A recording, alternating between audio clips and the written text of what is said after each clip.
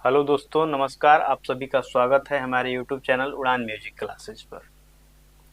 तो जैसे कि हमने संगीतकारों से संबंधित जो प्रश्न था वो करा रहे थे, तो वो आज समाप्त हो गया है और आज से हम एक नया टॉपिक चालू करेंगे, सांगीतिक शब्दावली। और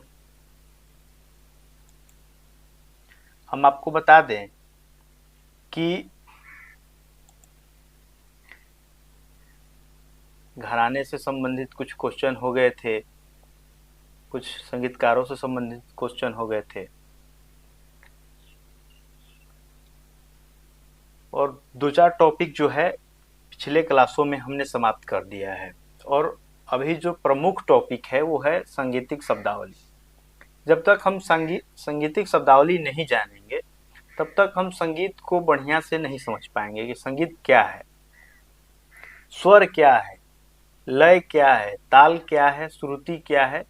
तब हम इन सब चीज़ों पर आज गहन करेंगे और आज हम चालू करेंगे एक नया टॉपिक जो कि बीपीएससी के छात्र को भी और स्टेट के छात्र को भी ये क्लास जो है बेहद महत्वपूर्ण होने वाली है। तो आइए बिना विलंब किए हम क्लास की ओर चलते हैं और आज का पहला टॉपिक है संगीत। संगीत क्या है? आप संगीत के छात्र हैं और आपसे पूछ दिया जाएगा कि संगीत क्या है, तो आप क्या बताएंगे? तो गायन, वादन और नृत्य, इन तीनों के समावेश को संगीत कहते हैं। पिछले क्लासों में भी हमने जब पहली क्लास हमने किया था तो इस पर हम लोगों ने चर्चा किया था, लेकिन हम बोले थे कि इस पर बेहद जो है चर्चा किया जाएगा। तो हम लेकर के आए हैं सांगीतिक शब्दावली और इसमें जितना संगीत से संबंधित जो भी है, ठुमरी है, ध्रुपद है, धमार है, उन सब चीज़ों पर हम चर्चा करेंगे। तो पंडित सारंग देव के ग्रंथ है संगीत रत्नाकर। सारंग देव जी द्वारा रचित संगीत रत्नाकर जो ग्रंथ है उसमें सारंग देव ने कहा है कि गीतम वाद्यम तथा नृत्यम त्रयम संगीत मुच्यते, यानी कि गीत, वाद्य और नृत्य, इन तीनों के समावेश को संगीत कहते हैं। यानी कि गाना, बजाना तथा नृत्य, इन तीनों के सम्मिलित रूप ही संगीत कहलाता है। अब संगीत की जो है मुख्यतः भारत में दो पद्धतियां हैं। एक उत्तरी भारतीय संगीत पद्धति जिसमें कि हम लोग हैं, और एक है दक्षिणी संगीत पद्धति जो कि कर्नाटकी संगीत पद्धति के नाम से जाना जाता है, जिसमें आपके दक्षिण भारत के क्षेत्र आ जाते हैं, जैसे कि केरल हो गया, आंध्र प्रदेश हो गया, ये सब जो क्षेत्र है उसमें आ जाते हैं दक्षिणी संगीत पद्धति में। अब कह रहा है उत्तरी संगीत पद्धति।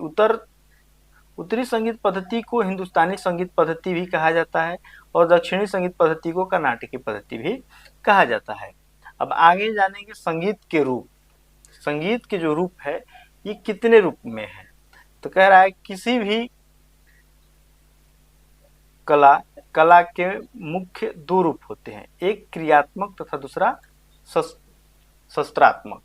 यानी एक जो कि क्रिया द्वारा संगीत को जाना जाता है और एक शास्त्र द्वारा संगीत को जाना जाता है। अब क्रियात्मक रूप जानेंगे। क्रियात्मक रूप क्या है और शास्त्रात्मक रूप क्या है? तो क्रियात्मक संगीत का वह रूप है जिसे हम कानों से हम सुनते हैं और आंखों से देखते हैं।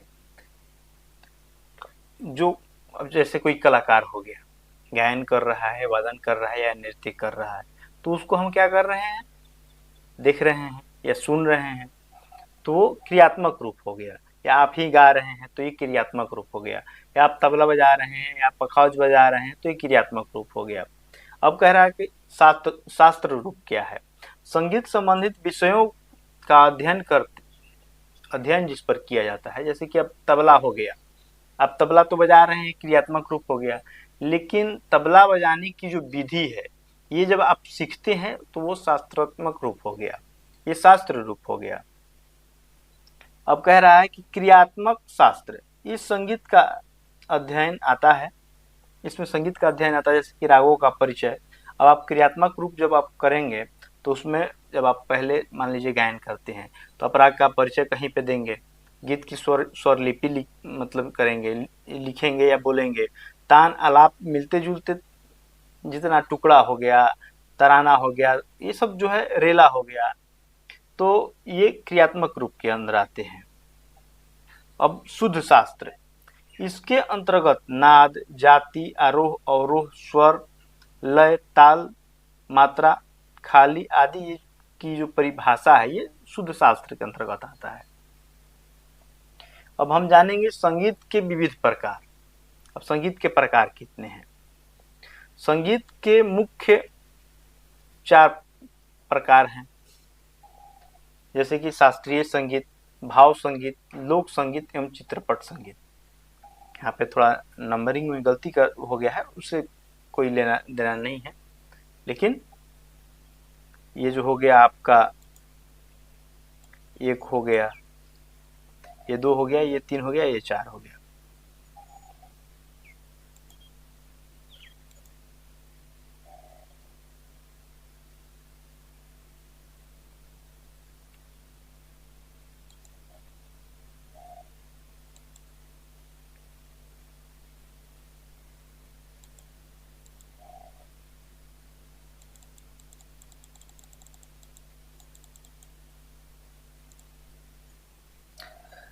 अब चलिए हम जानते हैं कि भाव संगीत क्या है।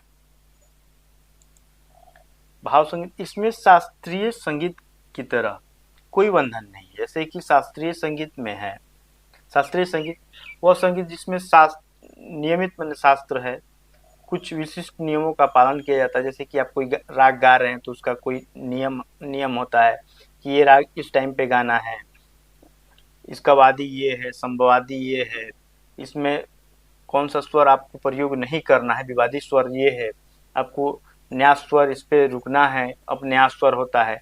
वैसे ही भाव संगीत है, इसमें शास्त्रीय संगीत की तरह कोई बंधन नहीं होता है। जैसे कि आप जब राग गा रहे थे तो उसमें नियम है, लेकिन इसमें कोई नियम नहीं होता है। भाव संगीत का मुख्य उद्देश्य है केवल कर्ण प्रिय होना, मतलब कि दूसरे को अच्छा लगे। जो आप गाना गा रहे हैं या कुछ भी गा रहे हैं, अगर वो दूसरे को अच्छा लग रहा है, मन चित्त को रंजन कर रहा है, तो वो भाव संगीत हो गया। इसे बोलचाल की भाषा में लाइट म्यूजिक या सुगम संगीत कहते हैं। जैसे कि आप गजल गा रहे हैं, ठुमरी गा रहे हैं, ये सब जो है आपके भाव संगीत के अंतर्गत आते हैं। अब लोक संगीत, जैसे कि ग्रामीण परिवेश में, जैसे कि आप सोहर गा रहे हैं, ये सब जो है ये लोक संगीत के अंतर्गत आते हैं। बरहमासा गा रहे हैं, ये सब बिहार का जो है लोक संगीत होता है। अब चित्रपट संगीत, जब किसी गीत का प्रयोग चित्रपट अथवा सिनेमा में हुआ उसे चित्रपट संगीत कहते हैं। इसके बारे में तो आपको बताने की जरूरत नहीं है, आप देखते ही हैं फिल्म में, और वो जो म्यूजिक उसमें होता है वो चित्रपट संगीत के अंतर्गत आता है। अब हम जानेंगे, यहीं से आपका चैप्टर चालू होता है, नाद। नाद क्या है? नाद जो है, अगर कोई भी ध्वनि उत्पन्न होता है वह नाद कहलाता है। अब संगीत में ध्वनि संगीत का आधारभूत तत्व जो होता है वो नाद होता है। अब जैसे कि कोई स्वर उत्पन्न ही नहीं होगा तो वो नाद कैसे होगा? तो नाद का आधारभूत जो स्वर है, आधारभूत तत्व जो है वो ध्वनि हो जाता है। संगीत में जो है ध्वनि 2 प्रकार के माना जाता है, एक है अनाहत नाद और एक है आहत नाद। अनाहत नाद का अर्थ क्या हो गया और अनाहत नाद का अर्थ क्या हो गया? आहत नाद का अर्थ ये हो गया कि हम किसी पर आघात करके, जोर डाल करके जो ध्वनि हम उत्पन्न करते हैं वो अनाहत नाद हो गया। जैसे कि आप हारमोनियम बजा रहे हैं या तबला बजा रहे हैं, तबला पे आप चोट दे रहे हैं तो उससे ध्वनि उत्पन्न होता है, तो वो हो गया आहत नाद। और जब आप कभी अपने मन को शांत कर लेंगे और कान को बंद कर लेंगे तो एक जो है हल्का हल्का डीप करके साउंड आपको सुनाई देता है, वो हो गया अनाहत नाद। तो अनाहत नाद का प्रयोग संगीत में नहीं होता है, आहत नाद का ही प्रयोग संगीत में होता है, जो किसी को दूसरे को नहीं सुनाई दे, वो उसका प्रयोग तो संभव है कि संगीत में नहीं होगा। अब जो है नाद जो है ये नद धातु से बना हुआ है, न से नकार और द से दकार। न का अर्थ हो गया प्राण और द का हो गया दकार यानी कि अग्नि, यानी कि प्राण वायु और अग्नि के समावेश से जो है नाद का उत्पन्न माना जाता है। अब आहत नाद के बारे में जानेंगे। आहत नाद वायु के आघात से हृदय, कंठ और तालु इन 3 स्थानों से उत्पन्न होता है। यह नाद संगीत उपयोगी माना जाता है। अनाहत नाद, अनाहत नाद जो है ये नाभि कमल में स्थिर होकर सदैव बिना आघात के शब्दयान होता है, जो कि हम आपको बताए हैं कि जो अनाहत नाद है ये संगीत उपयोगी नहीं होता है। अब जो है नाद के ये तो 2 भेद हो गए। अब नाद के 3 प्रमुख प्रकार होते हैं। पहला प्रकार हो जाएगा नाद का तारता, नाद का तीव्रता और नाद के जाति अथवा गुण। अब जो है स्थान की दृष्टि से नाद के 5 भेद बताए गए हैं। पहला सूक्ष्म नाद, अति सूक्ष्म नाद, पुष्ट नाद, अपुष्ट नाद और कृत्रिम नाद। सूक्ष्म नाद क्या है? यह अनाहत नाद की तरह होता है। यह नाद नाभि कमल में स्थित रहता है। यही जो सूक्ष्म नाद ही जो है जिसको अनाहत नाद की अवस्था माना जाता है।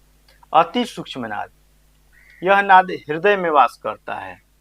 पुष्ट नाद, इसे व्यक्त नाद भी कहा जाता है। यह कंठाश्रित होता है, जब आप गायन करेंगे तो ये पुष्ट नाद के अंतर्गत आ जाता है। अपुष्ट नाद, इसे अव्यक्त नाद भी कहा जाता है, जो तालु में स्थित होता है। कृत्रिम नाद, यह मुख का आश्रय इसको प्राप्त है। जो इसमें आप जान गए कि पुष्ट नाद, अपुष्ट नाद और कृत्रिम नाद, ये 3 नाद जो है आपके संगीत उपयोगी है। और सूक्ष्म नाद और अति सूक्ष्म नाद ये जो है आपके अनाहत नाद के अंतर्गत आ जाते हैं।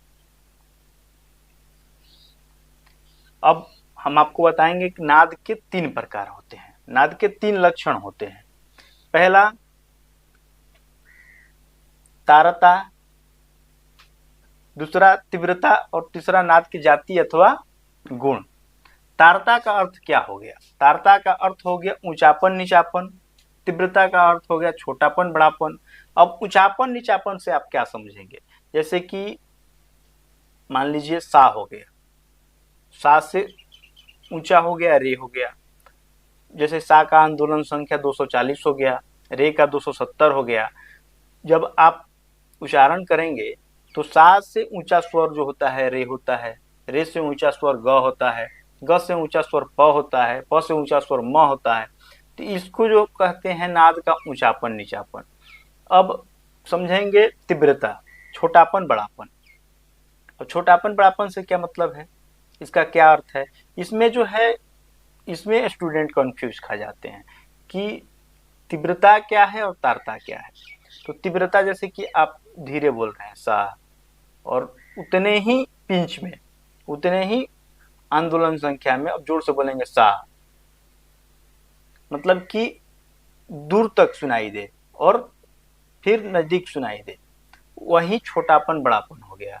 उसका जो है आंदोलन संख्या उतना ही रहेगा, बस क्या है दूर तक सुनाई देगा तो बड़ापन हो जाएगा, नजदीक तक सुनाई देगा तो छोटापन हो जाएगा। अब नाद के जाति और गुण से आप क्या समझते हैं? जैसे कि आप तबला ले लिए, हारमोनियम ले लिए, सितार ले लिए, गिटार ले लिए, अनेकों वाद हो गया, जैसे संतूर ले लिए, सुरबहार ले लिए, और सब पे सा आप बजाएंगे। जैसे तबला हो गया उसको सा से मिला दिए, तो आप कैसे पहचान लेते हैं कि ये जो है तबला बज रहा है, सितार बज रहा है, गिटार बज रहा है? तो ये जो है नाद के जाति अथवा गुण पे निर्भर करता है। अब इसका परिभाषा देख लेते हैं कि नाद की तारता, यह गुण जो है नाद के प्रति सेकेंड होने वाली आंदोलन संख्या पर निर्भर करता है। जो हम आपको बताए हैं कि सा का आंदोलन संख्या 240 हो गया, रे का 270 हो गया, तो ये जो है आंदोलन संख्या पर निर्भर करता है। आंदोलन संख्या जितनी अधिक होगी नाद उतना ही ऊंचा होगा, और आंदोलन संख्या जितनी कम होगी नाद उतना ही क्या होगा, नीचा होगा। अब हम जानेंगे तीव्रता के बारे में। छोटापन, बड़ापन, ये तो हम समझा ही दिए, लेकिन परिभाषा देख लेते हैं क्या कह रहा है। यह गुण आघात शक्ति पर निर्भर करता है। आघात जितना जोरदार होगा नाद उतना ही बड़ा होगा, दूर तक सुनाई देगा।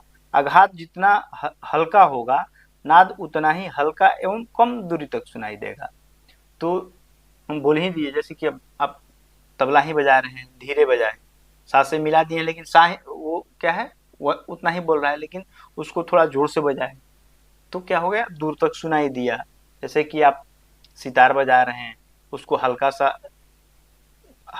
उस पर आघात किए तो क्या हुआ, धीरे सुनाई देगा, लेकिन उसी को जोर से आघात किए तो दूर तक सुनाई देगा, लेकिन आंदोलन संख्या तो उसका उतना ही रहेगा।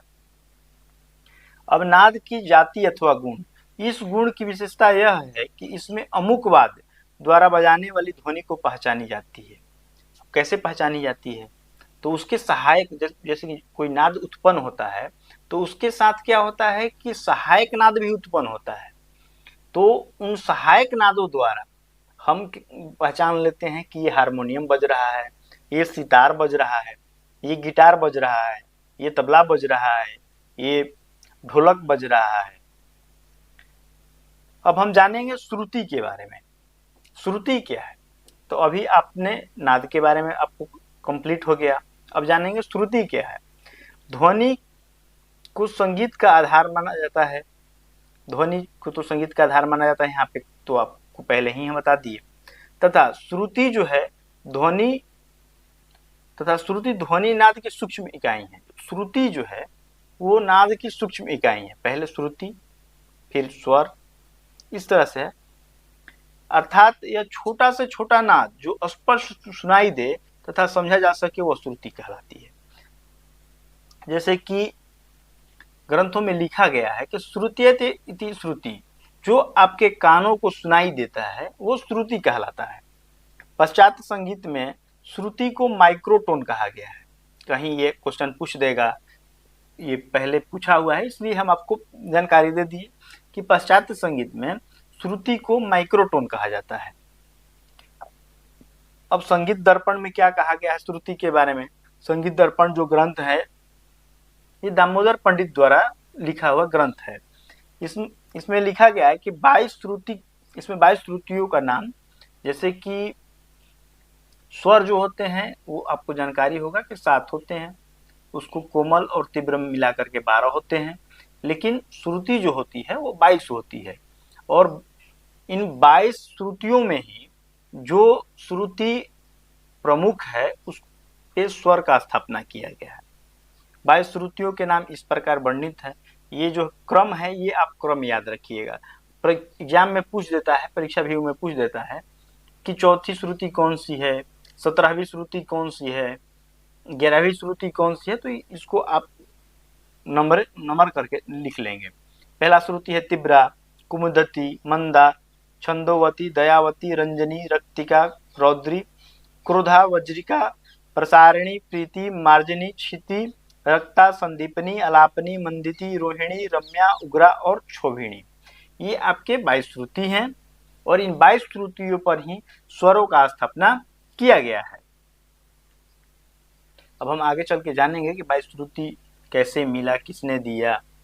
अब हम जानेंगे श्रुति की जातियां।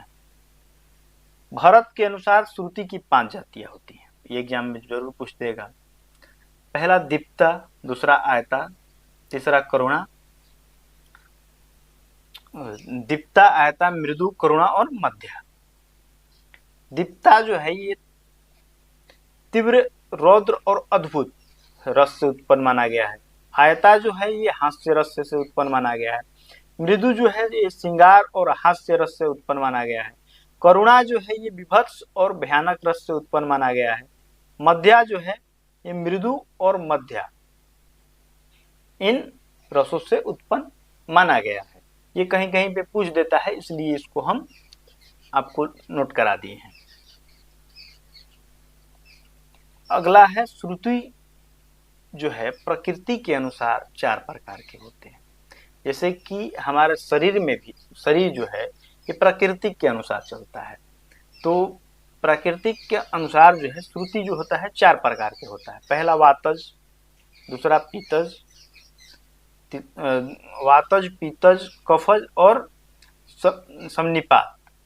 तो ये जो हो गया आपके 4 प्रकार हो गया श्रुति के।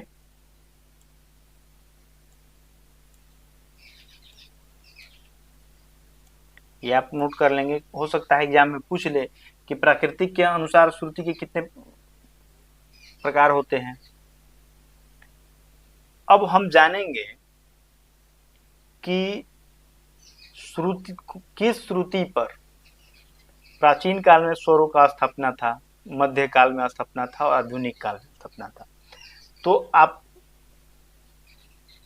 जो पहली श्रुति है उस पे आधुनिक काल में स्वर व्यवस्था किया गया है, और जो अंतिम श्रुति है, जैसे कि आप आगे चलेंगे तो इसके बारे में अच्छे से समझ में आएगा। जैसे कि आप षड्ज ग्राम ले लीजिए। ग्राम जो होता है मुख्यतः 3 प्रकार का होता है, षड्ज ग्राम, मध्यम ग्राम और गंधार ग्राम। तो ये जो है हम षड्ज ग्राम के अनुसार श्रुतियों का व्यवस्था आपको दिखा रहे हैं। प्राचीन काल में जो षड्ज यानी कि सा, जो षड्ज था प्राचीन काल और मध्य काल में, ये जो षड्ज है आपको चौथी श्रुति पर स्थापित किया गया है। और आधुनिक काल में, आज के समय में जो सा है ये आपके पहली श्रुति यानी तिब्रा पर स्थापित किया गया है। वैसे ही रे हो गया, ये 7वीं श्रुति पर है प्राचीन काल और मध्य काल में। और आपका 5वीं श्रुति पर हो जाएगा आधुनिक काल में। अब ग आपका हो गया ये प्राचीन काल और मध्य काल में ग का स्थापना जो है ये 9वीं श्रुति पर है, और आधुनिक काल में ये 7वीं श्रुति पर है। अब म पर आ जाएंगे। ये जो म है ये आपके 13वीं श्रुति पर प्राचीन काल और मध्य काल में स्थापित है, और 10वीं श्रुति पर आधुनिक काल में स्थापित है। अब जानेंगे पंचम के बारे में यानी कि प के बारे में। तो ये आपके 17वीं श्रुति पर प्राचीन काल में और मध्य काल में स्थापित है, लेकिन 14वीं श्रुति पर आधुनिक काल में स्थापित है। ध जो हो गया ये प्राचीन काल और मध्य काल में 20वीं श्रुति यानी रम्या पर स्थापित है, और आधुनिक काल में ध जो है ये 18वीं श्रुति मंदती पे स्थापित है। और निषाद जो है ये 22वीं श्रुति पर स्थापित है प्राचीन काल में और मध्य काल में, और 21वीं श्रुति पर ये जो है आधुनिक काल में स्थापित है। अब इसके आंदोलन संख्या जो है एक बार आप देख लेंगे। सा का आंदोलन संख्या हो गया 240, रे का हो गया 270,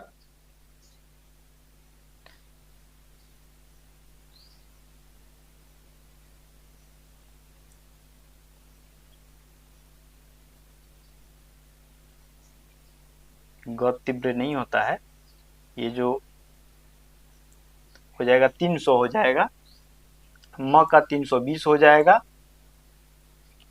प का 360 हो जाएगा, ध का 405 हो जाएगा, और नी का 450 हो जाएगा। ये आंदोलन संख्या भी कहीं कहीं पूछ देता है, तो आप आंदोलन संख्या देख लेंगे। अब सारंग देव के अनुसार जो है सा, रे, ग, म, प, ध और नी, ये 7 स्वर हैं। अब इन 7 स्वर को किस किस जाति में माना गया है? षड्ज जो है ये दीप्ता, आयता, मृदु और मध्या होती है। ऋषभ में करुणा, मध्या और मृदु जाति होता है। गंधार में दीप्ता और आयता होता है। मध्यम में दीप्ता, आयता, मृदु और मध्या होता है। पंचम में मृदु, मध्या, आयता और करुणा होता है। धैवत में आयता होगा, यहाँ पे आयता और मध्या और करुणा होता है। दीप्ता, मध्या जो होता है ये निषाद में होता है। अब जो है सप्तवैदिक स्वर है, यानी कि वैदिक काल में भी सातों स्वर का विकास हो गया था। लेकिन अब जानेंगे कि वैदिक काल में किन किन स्वरों का विकास हुआ था, वैदिक काल में कैसे स्वरों का विकास हो गया था, ये आज हम कर लेते हैं। तो वेदों में बीन, वीणा और करकरी इत्यादि ये तंतुवादों का उल्लेख मिलता है। औनदवादों में ये तंतुवाद यानी कि तंत्रीवाद, तो उसमें वीणा का आपको जो है, और औनदवादों में आपको दुदुम्भी गरगर का उल्लेख मिलता है। घनवादों में आपको आघाटी आघाटी का मिलता है। और सुशील वाद्यों में बाकुर, नाड़ी, तुंडव, शंख, इन सब चीजों का उल्लेख मिलता है। अब जानेंगे कि विश्व भर में सबसे पहले प्राचीन संगीत सामवेद से मिलता है। सबसे पहले जो है विश्व में ऐसा माना जाता है कि सामवेद जो है ये सांगीतिक पहला ग्रंथ है। उस समय स्वरों को यम कहा जाता है, यानी कि प्राचीन काल में, वैदिक काल में स्वर को क्या कहा जाता था? यम कहा जाता था। वैदिक काल में 3 स्वर का विकास पहले सर्वप्रथम हुआ, जिनको हम लोग सामिक कहते हैं। 3 स्वरों का गान जो होता था वो सामिक कहलाता था। पहले सबसे पहले कौन कौन से स्वर जो है आज के अनुसार, जैसे कि पहले जो स्वर थे प्राचीन काल में, आज से अगर तुलना करते हैं तो ग, रे और सा, ये 3 स्वरों का उत्पन्न माना जाता है। साम 3 स्वरों में ही गाया जाता था। धीरे धीरे 4, 4 से 5, 5 से 6, 6 और 7 स्वरों में होने लगा। अधिकतम जो है 3 से 5 स्वरों तक ही मिलता है। साम गान जो है, जो सामिक गान जो है, ये आपको अधिकतर 3 और 5 स्वरों में मिलता है। तो जो अब जानेंगे कि ये सातों स्वरों का आखिर विकास जो है कैसे हो गया। सबसे पहला जो स्वर है वो क्रुष्ट, प्रथम, द्वितीय, तृतीय, चतुर्थ, मंद्र और अति स्वर। तो क्रुष्ट जो हो गया ये आज के मध्यम के बराबर था। प्रथम जो हो गया ग के बराबर था। द्वितीय जो हो गया रे के बराबर था। तृतीय जो हो गया सा के बराबर था। चतुर्थ जो है नी के बराबर था। और मंद जो है ध के बराबर था। अतिस्वर जो है ये पंचम के बराबर था। तो ये जो हो गया आपके क्रुष्ट, प्रथम, द्वितीय, तृतीय, चतुर्थ, मंद्र और अतिस्वर।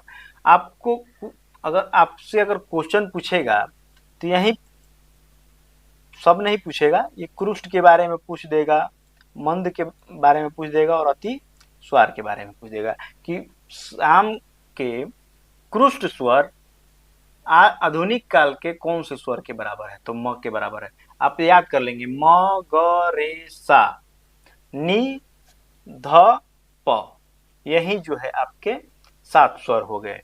अब ऐसे याद कर लेंगे, क्रुष्ट, प्रथम, द्वितीय, तृतीय, चतुर्थ, मंद और अतिस्वर, यही आपके वैदिक काल के 7 स्वर हैं। तो आज का क्लास जो है हम यहीं पर रखते हैं। और ये जो आज की क्लास है इनमें से 2 क्वेश्चन आपको स्टेट में कंफर्म पूछेगा, हम कह रहे हैं कि पूछेगा। नहीं पूछेगा तो आप एग्जाम दे करके और हमसे पूछिए, बोलिएगा कि सर इसमें से नहीं पूछा। हो सकता है बीपीएससी में से भी पूछे। बीपीएससी में कम से कम एक क्वेश्चन यहाँ से जरूर आएगा कि प्राचीन काल के साम स्वर क्या है, या साम स्वर इनमें से 7 में से प्रथम, क्रुष्ट, प्रथम, द्वितीय, तृतीय, चतुर्थ, मंद और अतिस्वर, इनमें से पूछ देगा। तो आज का क्लास हम जो है यहीं पर समाप्त करते हैं। राधे राधे, जय श्री कृष्णा। और जिन लोगों ने भी हमारे चैनल को सब्सक्राइब नहीं किया है वो प्लीज़ सब्सक्राइब कर लेंगे और अपने दोस्तों को शेयर करेंगे।